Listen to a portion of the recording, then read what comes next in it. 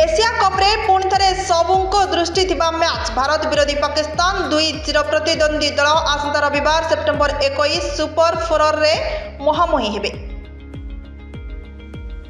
Group A रु भारत प्रथम स्थान रे पाकिस्तान द्वितीय स्थान रे सुपर 4 को प्रवेश करुछि।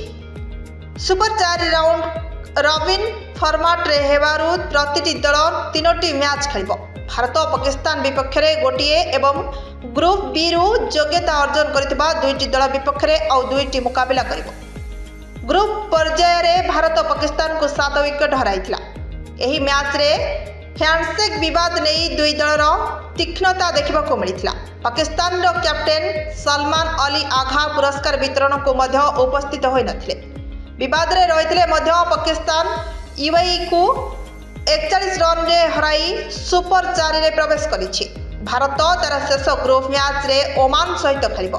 एबे समस्तक अपेक्षा भारत बनाम पाकिस्तान सुपर 4 मुकाबला ग्राउंड मात्र नुहे दर्शकों हृदय रे मध्य आग्नेय धारा सृष्टि करने को पुणी थे प्रस्तुत होउछि एही दुईटी। Bureau report now Odisha news. Latest news update पाई www.nowodisha.com को लॉगिन करंतु।